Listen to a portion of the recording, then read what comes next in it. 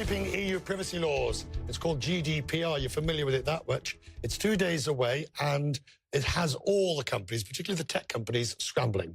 Now, what did I get this morning? Well, of course, I got at least 5 GDPR opting in emails, but then I also got from various companies. So, for example, Deloitte sent me a 9-page document on their privacy policy.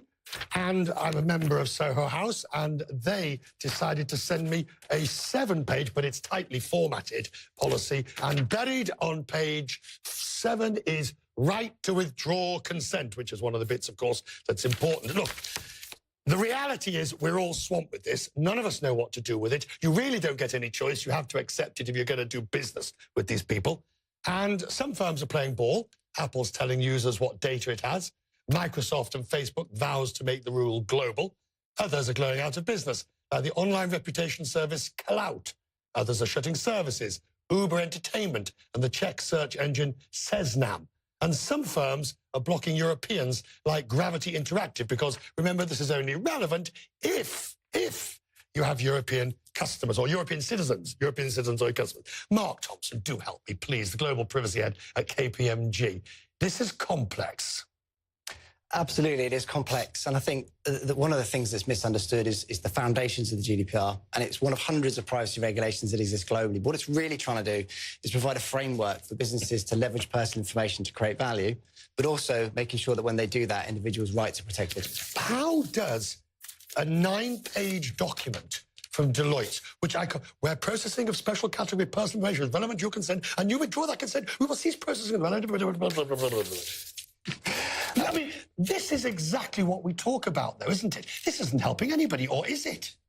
I think one of the realities, and I can't obviously comment on Deloitte. Oh, no, we can take any one of them. Don't worry, we've got tons of examples. And I'm sure KPMG has exactly the same going out as well.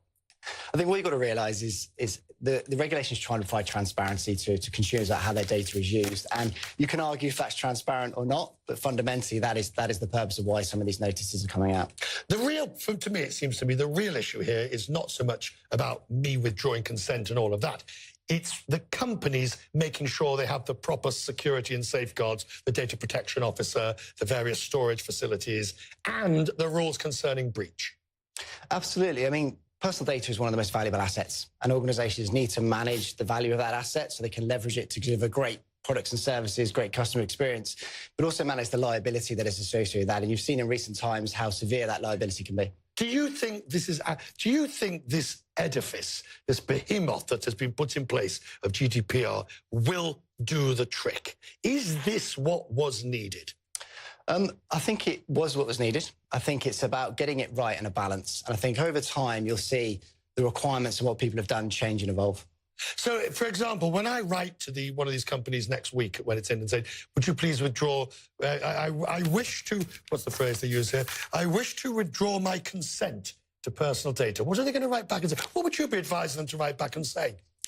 I think withdrawing of consent means you don't get the opportunity to leverage the products and services they offer often. So the question would be what's the value exchange with that organisation? No, but for instance, isn't there a real problem? I'm not asking you necessarily to comment on a specific case, but if I do take, say, for example, the Soho House example, if I say to them, look, I still wish to be a member of your organisation, but I wish to withdraw my consent for you to use my personal data. Or it could be anything. It could be an exact, I mean, these are things we don't know what the result will be.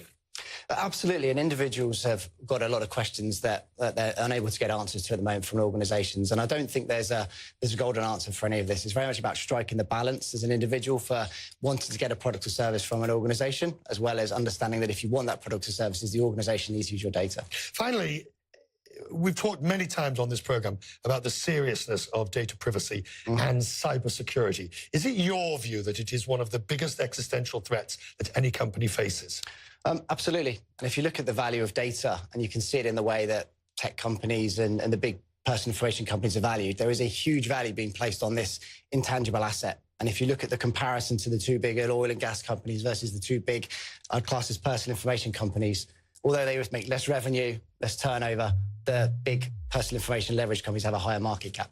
What does it say about our society when your name, address and who you are is worth more than something that brings stuff out the ground? Good to see you, sir. Fantastic. Thank you very much indeed for coming in and talking to us tonight. Thank you.